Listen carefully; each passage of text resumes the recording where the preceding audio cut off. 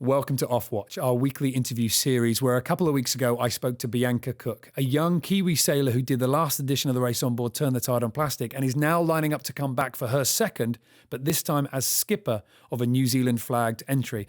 Now, helping her out on that steep learning curve is Tony Rae. And if you're anybody that knows anything about sailing, you'll know that Tony Rae is an incredible tutor to have. He's done multiple editions of the Ocean Race. He's won it twice. He's also been a big feature of the America's Cup. And as you can imagine, he's got some incredible stories to tell. If you enjoy this interview, leave us a like and subscribe to our channel for notifications about all the great interviews that we've got lined up. But in the meantime, you can enjoy this one.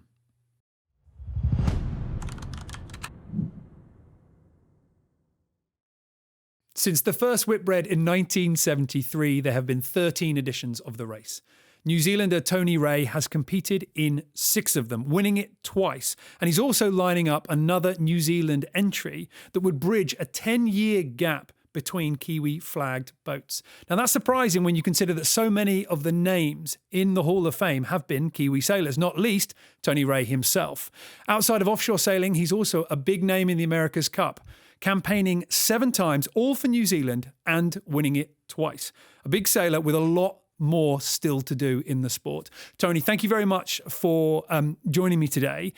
It's always fascinating to talk to somebody who's been involved in the race for as long as you have and hear about how much has changed and what ultimately is still the same at its core.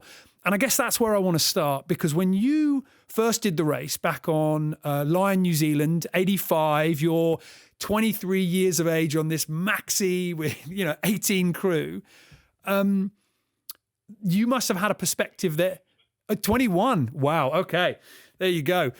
You had a perspective there that was pretty unique. Now with this new project that you're involved with, New Zealand Ocean Racing, you're lining up to give another young generation a chance to prove themselves.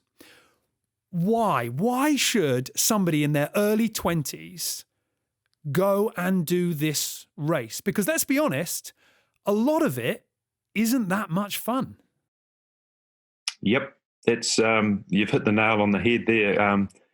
But the other thing is, though, Niall, is a lot of it is a lot of fun. And there is some, I don't think there's anyone that's done the race since 1973 that will remember a lot of like the bits that they hated or whatever. But the bits I think that with around the world race, that the sailing that you get out of it, the people that you're with, the people that you sail with, the friends that you make, always outweigh the bad weather, the bad breakages, the whatever it is that have made you think in the middle of the night, this is the last place I want to be, and I never want to do this again. And next minute you're doing it again. And I think it always comes back to people.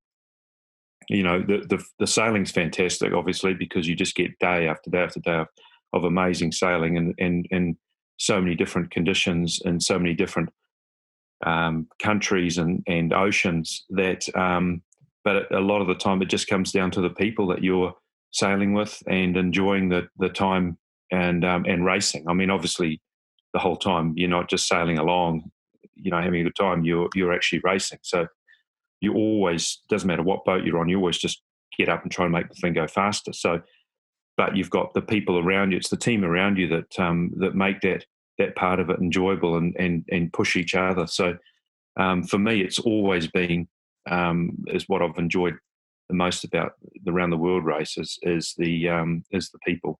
And you've said with some key players, some key people. I mean, Sir Peter Blake, obviously from the new generation as well. I mean, I was looking at the list. I mean, Chris Nicholson, one of the sort of more sort of modern people, but also there's some absolutely Grant Dalton, Knut Frostad, that were skippers of boats that you were sailing with, not least some of the sailors.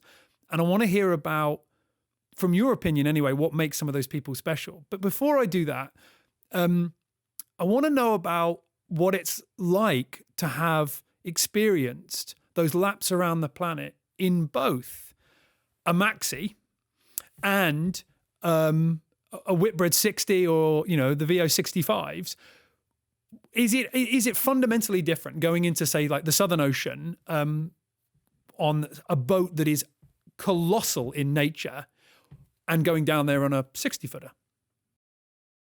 Yeah, I mean, I guess the classic situation for me was when you mentioned Chris Nicholson is jumping on camper, and the race I'd done before that was on a maxi ketch on New Zealand Endeavour. So the Volvo 70 is a very very different boat to an 83-foot maxi ketch. Very powerful, and very powerful, very fast. They'll always be an amazing boat. And that was an eye opener to leap straight on a boat like that, and pretty much send it in conditions, because you're just sailing such different angles. And it's not that you weren't pushing the maxis at all. It was just the same, but just the angles that you sail, and it was all about apparent wind angles downwind. And so when you got breeze, it was they're very wet, very boats, so you had to make sure everything was strapped on, you're strapped on, and sailing with, I guess for me, sailing with someone like Nico was, his confidence level is just way out there, and so that leapt me into that zone pretty quickly, and feeling confident and feeling safe with the boat, and being able to push the boat as hard as he could, with Stu Bannatyne, people like that can drive these boats, which has always amazed me, how fast they can actually steer them for the length of time. And so for me, going from those two, I guess you call them not extreme, but they are kind of they are very very different, because with the maxi ketch, you've got 23 sails down below that, you change one spinnaker and then you change the gennaker at the back, and then you change back again, and then the sail changes were endless. And as far as with say camper and the Volvo 70, it's all about getting that right combination and strapping everything in when you've got breeze downwind, and really pushing the thing hard, which I think all the boats did. But because of that, the amount of the speed that you're going, the amount of water around, there's always room for error. But no, they're fantastic boats, and I think this is the Volvo 65 is that similar generation, and so they are different boats to sail. And so people that get on the Volvo boats that have come from doing a lot of sailing on a lot of other boats, whether it be big boats, TP52s, super yachts, dinghies, whatever, that are actually extremely good sailors, always find these boats different, because with the canting keel, the way they load up, the way that you sail, the angles that you sail them, so they aren't a conventional boat. And so there's just a lot to learn, and I think that's what's quite exciting about the boat, is that there always is other things to learn. These are one design boats, the 65s, but there's always something else to learn about how to make them go faster. So I think that's going to be that'll be an exciting part of the next race, I think.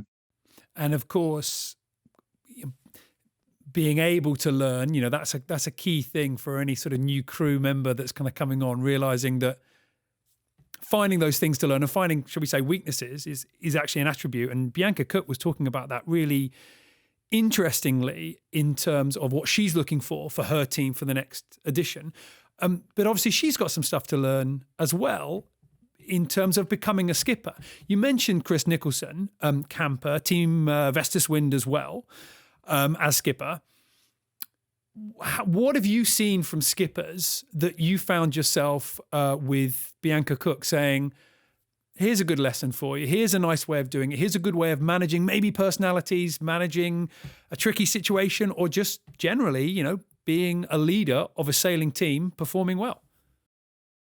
I think that's a big one. Is just being that leader, and I think people from outside of in some ways from outside of the sailing world, sort of hear the word skipper and think, oh well, that's the guy, that's the person that drives the boat all the time, and stands behind the wheel, and that's it. But this, I think the skipper, it is the leader of the team. You're heading the team on the water, but I think you're also very happy to put yourself in the different situations, or the skipper is happy to put themselves in different situations and show that leadership to and also show the leadership of what you're trying to do, where you're trying to go, whether you're racing or whether you're just working on the campaign, in an office or whatever. It's just driving that team in the right direction, but it's also using the people around you to actually go forward with the whole project, and also go forward with when you're sailing the boat, is using the right people in the right places on the boat. And so having putting the people in the right positions on the boat, and giving them that opportunity, and giving them the chance to actually show what they can do, is a big part of that skipper role, and having the confidence, showing the confidence to actually do that. Nico's obviously fantastic at that, and hence the reason that I said if he did it again I'd go, and he did. And so that that's the reason I sort of ended up on Vestas. He's a fantastic guy to sail with, and just he does show that confidence.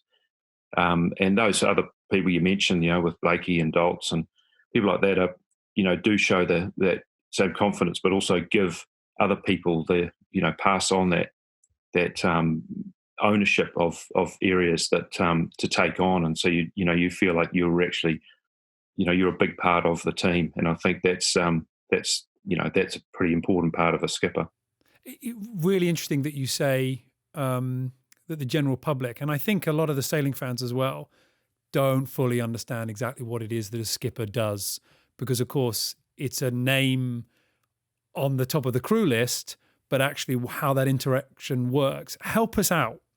Can you, with all of the sailing that you've done in terms of the ocean race and some of the big names that you've sailed with, can you think of any time that it was because of somebody, maybe the skipper, maybe watch leader or whatever, that you think they said something, they did something small, but it pulled me out of a hole? It got me back to where I needed to be. Have you ever been lifted like that when you needed it? I think there's probably a bunch of times, but I think the biggest one is just leading by example a little bit. Like, for instance, I know you mentioned, and I'm sort of thinking of situations more recent, I guess, but when talking about Nico, he's one of those ones that just leads by example as far as how he operates himself on the boat, being whether he's a skipper or not, how he pushes himself to that sort of level on the boat, actually doing stuff, actually moving the stack down below. Whatever it takes, he's sort of in there, boots and all. And that's just that leading by example. You're not just, oh, well, I'm the skipper, so I'll just get everyone else to do all the jobs that aren't that much fun, whether it be mopping out the bilge or fixing something, or just doing sail changes and that sort of thing. He's not always the guy that just grabs the wheel and takes control that way. So I think that leading by example and getting in there and working as well, and the other ones we mentioned are the same. Those show those same values, and I think that's what you see around you, and so that it makes it very easy to sort of keep yourself pushing yourself when things aren't all that much fun. and you can see the skipper pushing themselves as well. That's what keeps you going. And I'm assuming as well that, well, not just the skipper, but all of you, that ability to react to something pretty unexpected. You mentioned Chris Nicholson, and if he watches this, he'll be disappointed with me if I don't find another reason to mention the Reef, and I will, but I'll do that in a minute. But I mean, there are so many things that you look at any edition of the race, how crews have had to think on their feet and react to things that are a little bit unusual. I mean, one of the ones that stood out for me, and maybe in your experience is just a sort of blip, but Innovation Caverna, when you had to get mast repair equipment delivered to you via helicopter when you were on an anchor. That team had to do some stuff like that. I mean, again, I imagine that's a little bit of a skill that a lot of sailors think it's going to be, well, it'll happen like it does in the book. If you do X, you do Y. Whereas actually, you must have experienced some stuff that are just, wow, how have we found ourselves in this situation? Yeah, well, I was wondering if you were going to bring up the Reef thing, but that's, going back to Nico again, that's probably, I can't imagine getting yourself in a more horrendous situation for any skipper ever, a more horrendous situation than that potentially was, but how he dealt with that at the time, probably, I think, okay, it's always a team effort, but the way he dealt with that could have, it would have saved. I mean, it just would have been I just can't, it's hard to sort of describe, but it could have so easily been a major catastrophe with losing people. Yeah. And I think his quick reactions and how we dealt with the situation prevented that, and we're all still around today to talk about it and have a drink together, which is exceptional. And I think that's that's a very that's a kind of a special person to deal with that situation, and not just deal with it at the time, but all the goings on afterwards to get it sorted out. So that's when the skipper role, from just driving a boat to sailing along, having a great time with your team, to dealing with a situation like that's on the edge of sort of life and death and losing people potentially is a huge difference. I did speak to Chris Nicholson for the Offwatch series, and he gave a really good interview, and we touched on many things, but of course we did also touch on the Reef. And as you can imagine, he was pretty humble when I was trying to, I think quite rightly, kind of put some praise in his lap for how well it did turn out. So it's good to hear from somebody on board that my understanding of it is not wrong. He handled that one well. For those people that weren't there, like I say, we've heard from Chris's point of view. Where were you? How dramatic was that moment, going from everything's fine to we're in serious trouble? Yeah, well, it's that sort of date's coming around again, Niall. Actually, it's the 29th of November, so we're in the same month. And that's interesting, because I didn't mean where were you in terms of date and time and location. I meant where were you on the boat. But it's just interesting that, yeah, of course, it would be a day you remember, and I totally understand that. Oh, absolutely. Yeah. We always have a drink on that day, whoever's around. So, but yes, I was at the time I was trimming the main. Nikolai was driving, and I actually, it was interesting. We'd come through, which you've heard the story lots of times before, but we'd come through this tropical storm. So it had just been a lot of rain and really tricky conditions. Really, the darkest probably conditions you could ever sail in. But when you talk about enjoying that type of sailing, it wasn't.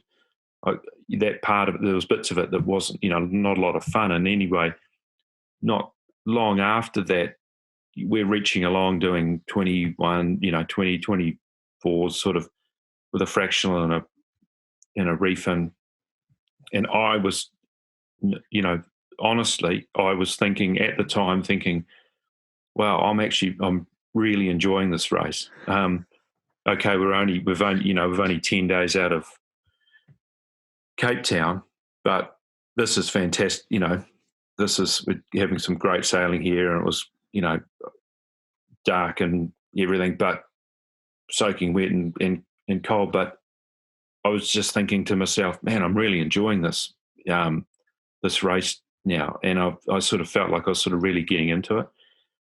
And then all hell breaks loose. I mean, just out of nowhere, and that changed. It obviously changed the race for us, but it also changed the way that had to deal with that situation. Had to deal with, what do we do now? We've hit something.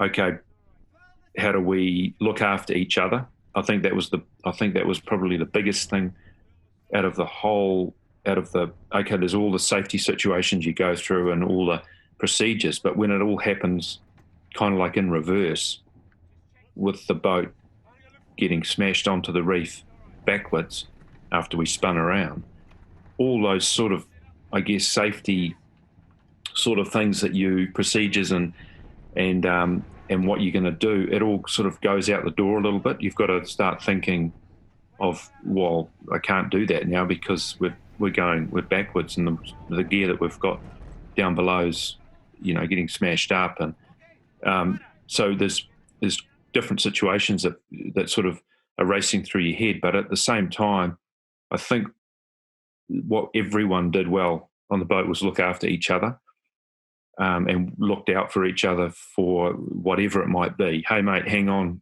here comes a wave. So we're all trying to, one of the things, obviously me being the medic, one of the big things for me was just, shit, we've got to, if someone gets injured here, well, we've already hit the reef. Okay, everyone's in one piece. But from now on, if someone has a major injury because they've fallen over, because someone else has tried to do something and knocked them over, now we've got someone with a broken leg or a fractured skull, whatever, that situation is going to be an absolute major to deal with.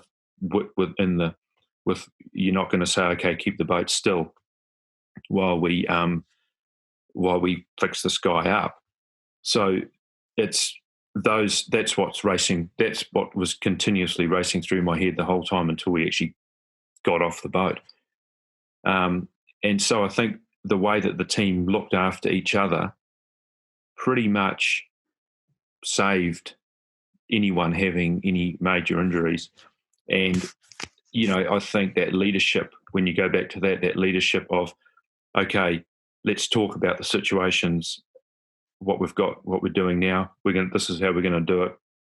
But also taking in a lot of sort of ideas and other people's thoughts on how we deal with it on the crew, and not just, okay, this is what we're going to do. We're all going to jump off the boat now.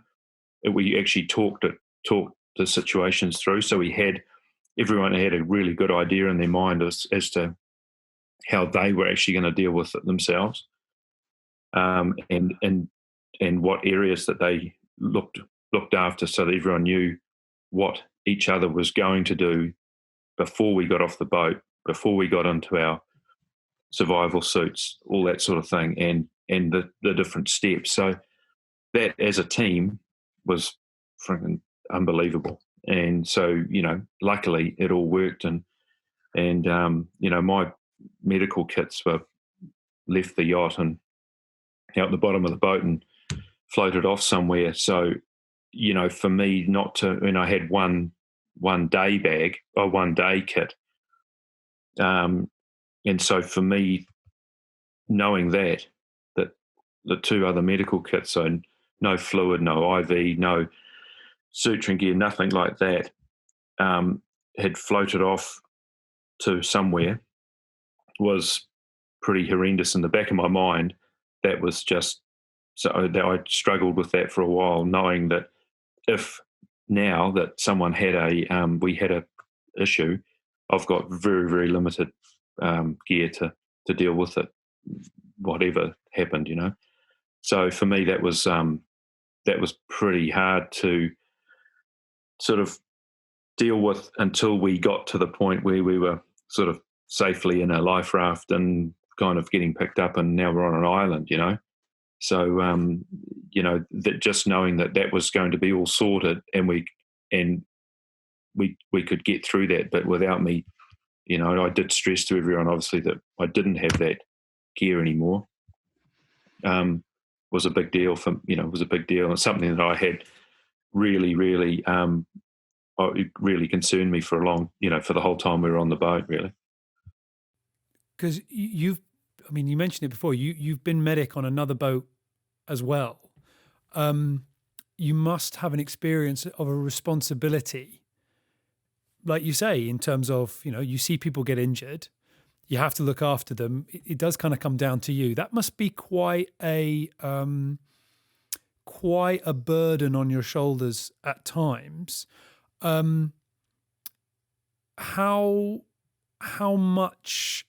How close do you get to sort of going, I don't want that burden anymore. I don't want to do this as a medic. I want to stand back now.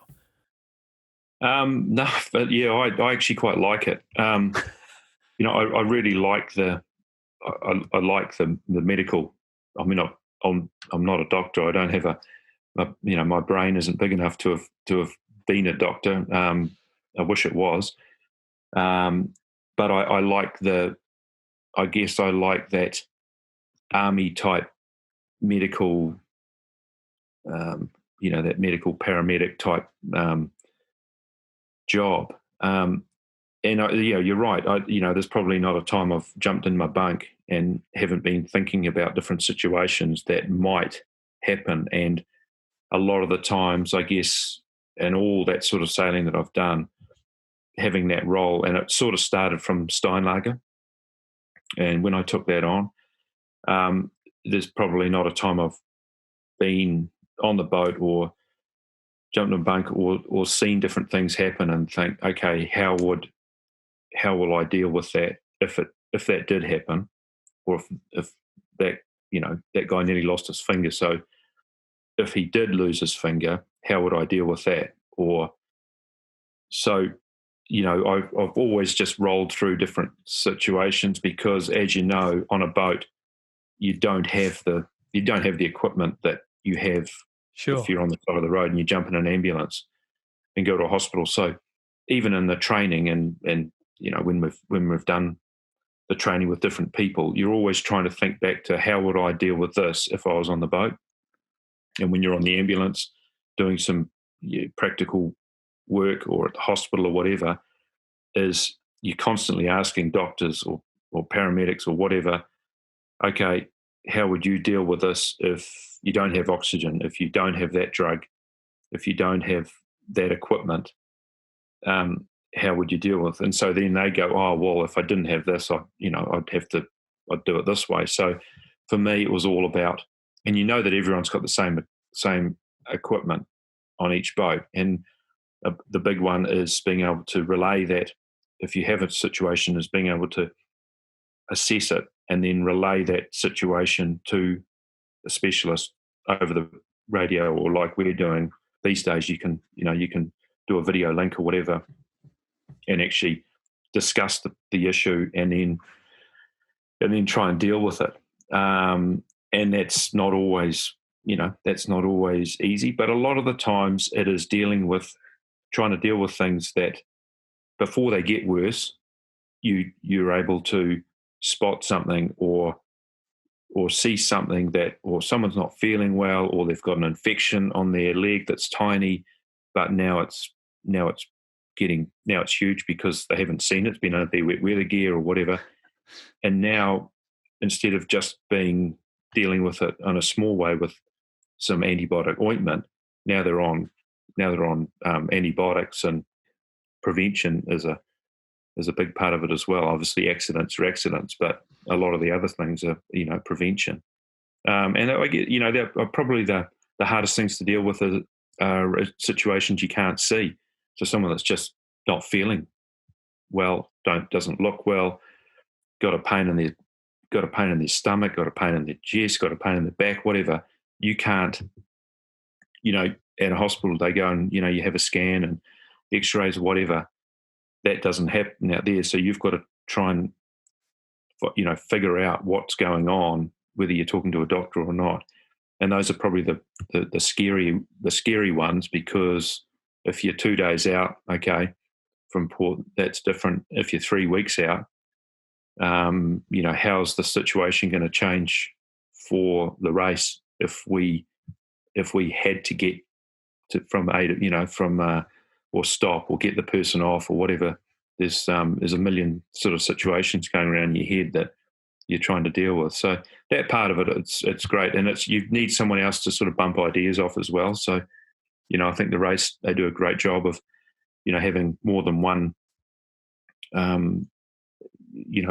medic, qualified medic on the boat. So but yeah, it's an interesting role. But like I said, everyone has their areas that they're responsible for, and that's what makes the team, and that's what makes it fun and exciting to be part of. Do you still find strong, mentally tough, hard as nails sailors who are still scared of a needle? Oh yeah, I'm sure there's plenty out there that don't let you know. I mean, Daltz is a classic. He'd run across a busy street naked if he had to get away from someone with a needle. And I've witnessed that. He just doesn't like that at all. But there's lots of people like that. But I think when it comes to that time, if you need an injection of some sort, you're obviously probably not in great shape.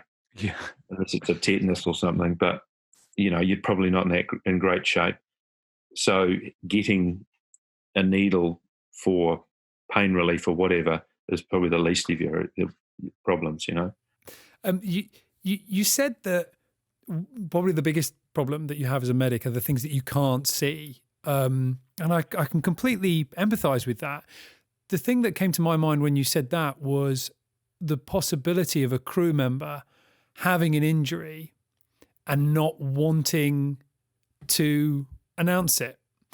And what I'm driving at here is leg 2 in the 14-15 edition with Team Vestas Wind, when none of us knew, who were following the race, none of us knew that you'd smashed up your ribs before the start of that leg, and then there you are on board the boat a couple of days out, and you sort of come clean and you go, well, we're out here now, and this is you've got a. I mean, it's a nasty smash from a pedestal handle. On camper. Was it camper? Was that what it was? Yeah. Well, no. Hang on. No, because camper, you did break your. See, this is it. We can list your injuries now. Camper, you did break a couple of ribs, but I'm sure I've got this right. It was Team Vestas Wind when you did a nasty smash to your ribs, and you didn't announce to anyone. And when you were on the boat, and I think you were asked by, I think it was the onboard reporter, why didn't you want to say anything about this? Maybe you told the crew, I don't know, and that's what I'd like to know. But I think you said, I didn't want my mother to worry. Was it a case of, I'm feeling all right, I'm just going to keep this to myself, I don't want the team to know because I don't want to get benched? Or was it just a case of, I'm going to keep this out of the press, it's just easier if I worry about the sailing? Yeah, you're right about my mother. I'd keep those things quiet. You don't want her worrying, but those sorts of things. I mean, you have to, you have to analyze it yourself and feel confident that you can still operate properly. And that situation, I got checked out and with our physio, excuse me, and getting a scan and okay, there was cracked ribs, and the advice I got from the doctor was that if I carried on and displaced them, that if I knocked them again, they could easily, displace and actually repair and out of line. And you say that that's quite a casual sentence, but that's a serious problem if that were to happen. Yeah, well, it kind of did, but what the message that I was getting from the doctor, and I was with the physio, was, you carrying on sailing is probably not the ideal situation, but that's probably not the message that you want me to tell you. But I'm just telling you anyway. I know you're probably not going to listen to me, but I'm just going to tell you anyway. This is the doctor, and the physio, Paul Wilson, said, "Yeah, no, that's not really the answer he was after. He probably is going to go." And I just had to, with ribs, you've got to let them, you obviously got to let them repair. You can't do a lot, but just kind of try and look after yourself. Now I knew that if I bumped them again, they would set kind of out of line. And I did bump them again without realizing it. And they, one of them has actually set. Oh, I've got a little bump. I've got a little bump there now, but from one side's different to the other. But I had to deal with it. It was painful, but I knew that I could get through it. But I just want to interrupt you there for 1 second, because I'm fascinated about this from a medic point of view, and I feel bad if I let you continue without asking one simple question at this point. If you're the medic on that boat and somebody else had done that to their ribs and the risks were as you describe, and they said, "I'm good, don't worry about it, I'll be fine," if it wasn't you, if the situation was reversed, would you have said, "I understand your passion, jump aboard," or would you have gone, "That's a risk too far"? I think you leave it up to other people at that stage. Obviously a doctor and there's someone outside of the thing. It's different when you're actually on the boat. Very diplomatic. But, the people, that's not really for the medic to decide that, is in a way. Probably it's the doctor and the skipper. And that situation, I just probably spoke really. I just put it to Nico in the right way, and he listened to me. If that makes sense. I know what Nico's thinking now if he was watching, but I think those sorts of situations. I mean, another one like that is, with Mike Pimenta, when he smashed his face on camper and got washed back against the cabin top and smashed his opened his lip up and knocked his teeth out, and that was pretty horrendous for him, and obviously a lot of pain, and it didn't look good, and half his lips open, and had to suture his lip up and try and make him look half decent again, because he was a good looking guy before that, and so going through that situation and dealing with, okay, we've got to slow the boat down and try and make it as smooth enough so I can get some sutures in here. Nico gave me 15 minutes, but the actual, and that all looked horrendous, and his teeth are missing, and he had to inject into his gums and to numb the pain and that sort of thing. But for me, that was not really the issue that worried me the most. It was actually that he'd whacked his head. Mm. So I was more concerned about his ongoing issues with his possible concussion or whatever, and how he was going to react over the next 24 hours, sort of thing, and forgetting about how he looked, but just internally in his head, has he had a head injury, and trying to monitor that, and so that was more of my concern than how he looked. So it's definitely situations like that you're always that spring up on you when you're not at least ready for it, really. It's really interesting to hear about all those kind of things, and imagine how different they would be now to how they would be done when the race started. And those little, bits of technology, the sort of, the medical staplers and everything else that you guys have got now, and not least some of the, the safety equipment as well. You were talking about the, being able to link with the other boats, discuss with each other and everything else. Not just in the medical, but I remember when you guys did hit the reef, as an example, Alva Medica was there alongside. I think they were able to sort of count. I might have this wrong, correct me if I'm wrong, but I think Will Oxley, when he was at the navigation table, was able to see your personal AIS beacons, there and all the rest of it. Is there those points where you get off from the legs and, as navigators, you all come together, as skippers, you all come together, pat each other on the back, as medics, you all kind of come together, and, there's those stories that only another medic maybe would appreciate as well as you need them to.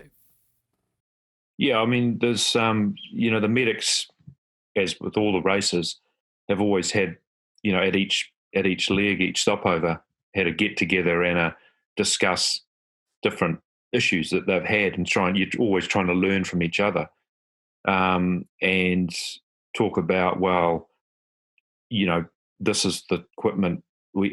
These days, everyone's with the one design thing. Everyone's got the same equipment. You can take extra stuff if you want, but if there's some little item or a type of bandage or a plaster that works better, or some different medication that's easier to use or whatever, most of the time everyone's discussing that within all the teams, to make it better, to make it easier for everyone to use, because that part of the race, everyone looks after each other, really. It doesn't matter what boat you're on, and I think that's a pretty cool part of the round the world race, and always has been, is that part of it. You're not going to talk about, oh, this is how we trim this is the shape that we've of the sail we've got, and you should get one of the. But when it comes to people and the medic and looking after each other, that's always information that's shared very very freely. Yeah, interesting to have a part of the race that isn't hampered by a competitive element. Of course, this is not about making boats go fast. You're just looking after your fellow competitors. But you are a competitive person, and this is sort of what I want to touch on next. Is it's interesting that you seem to be, more than most, but maybe less than others, really proud of representing your country and being able to do that. You've been a member of Team New Zealand for so long. You've been campaigning right at the very top. How do you get an opportunity? If I was to walk around the dock and I was to see, go into the museum and see Black Magic hanging from the ceiling, or Steinlager 2 and all those sorts of things, I still get a bit of a thrill about it, but just as a sailing fan. Do you get to enjoy the fact that you have sailed with some enormous names internationally, as well as in New Zealand sailing, and competed at some of the most amazing arenas? Oh, for sure. It's, it pretty much comes back to what we touched on right at the beginning, is people. Having, sailed with so many amazing people, not just skippers, but just guys, girls that you've just sailed with off and on, with and against. I think that's probably the cool thing is you're not always sailing on the same boat. Everyone that you've sailed with can't always be on the same boat. So, but being able to sail with and against them over the years, and then sort of switching backwards and forwards to around the world, to America's Cup, whatever. But these similar people sort of mesh in, and there's lots of people that don't go around the world and do the America's Cup. That's just not what they like doing. But there's always that crossover of a whole lot of people, special people that you've sailed with, that are great friends that we still compete against to this day. I mean, not so much this year because there hasn't been a hell of a lot of sailing going on, but in normal situations, in the TP52 fleet or whatever, you're sailing against all sorts of people that you've sailed with over the years and way back in the round the world races or the America's Cup or whatever. So I think, having that sort of, you've got a special, when you've sailed around the world with someone, you've got a pretty special bond as far as a friendship goes. Well, certainly most people do. So, and that is what's that's what's so fantastic about the sport. Yeah, you have to admit that. Well, maybe you can't see it, but from an outsider looking in, New Zealand seems to have something really special in terms of a national passion for the sport of sailing and for sporting excellence, certainly in that field. Is this a product of people like Sir Peter Blake, just a strong sailor in his own right coming in, or are people like Sir Peter Blake and yourself a product of the enthusiasm from a country as a whole? Can you put your finger on it at all? I think it's Kiwis love sailing, and I certainly wouldn't put myself in the same realm as Blakey. But people have always looked up to him and wanted to do what he's done, sailing around the world. They look at Dalton, when he had his campaign, and whether it be the America's Cup or the round the world race, and Russell and Chris Dixon and there's just, I think, a big wide range of people that wanted, seen do the race and then go, a lot of Kiwis go, I want to do that. I want to do that race, or I want to be on that campaign. And that's what sort of, I think, drives the Kiwis. And for me, I guess now certainly trying to, put this campaign together, is you see that, I sort of see that more now, I guess, because I'm at the other end of the program where people are coming to me or sending me an email saying, hey, I'd love to be involved, as opposed to me sending emails to a skipper or a team or whatever to be involved or in a different situation. So, it's been amazing how many, these young Kiwis that want to really, really want to do this race. And I really hope that we can put this thing together and give those, it's all about giving those that younger generation the opportunity to do what we've done, what I've done in the past at that age, or in your 20s and 30s, that you can do the round the world race, because I can guarantee that none of them will that do the race that will finish it and go, well, I wish I hadn't done that. They'll be either, okay, that was great, but I'm not going to do it again, or they've got the bug and they really want to carry on.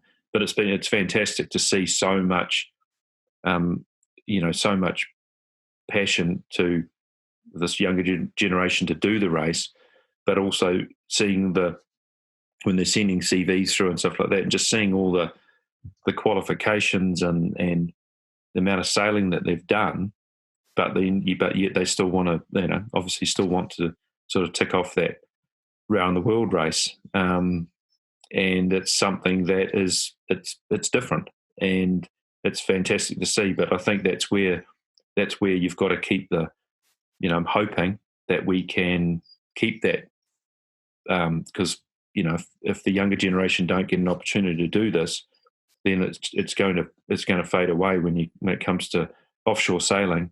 there's going to be a limited amount of options available. So I think by having a New Zealand team, it's giving that chance. It's offering that chance to for younger ones. It might not, for a lot of them, it might not work out for this race coming up for the next edition because of age, because all these restrictions around it, age and gender or whatever. So it's not something that is just a, sign up and off you go. It's about having the opportunity there so that we can do some offshore sailing in New Zealand, and we can put a squad together, hopefully, that we can show up on the start line in Alicante in 22. And so, I really, really hope that it's going to happen. Obviously, the goalposts are moving around a lot with everything that's going on globally. So, it's not easy, but we'll go have a go and see what happens. Well, I'm sure you're going to have a long queue of sailors, especially after hearing all your stories about getting your teeth knocked out, busting ribs, crashing onto a deserted island. I mean, as we said at the beginning, who wouldn't want to do this race? Tony, thank you very much. It's really interesting to learn yet more about the race and the characters that make it special. So thank you very much. Cheers. Well, a big thank you to Tony Rae for such incredible stories and also giving us an insight as to why he's so proud to be an integral part of just so many campaigns. If you enjoyed those stories as much as I did, you can leave us a like and subscribe to our channel for many more great interviews to come. We'll see you soon.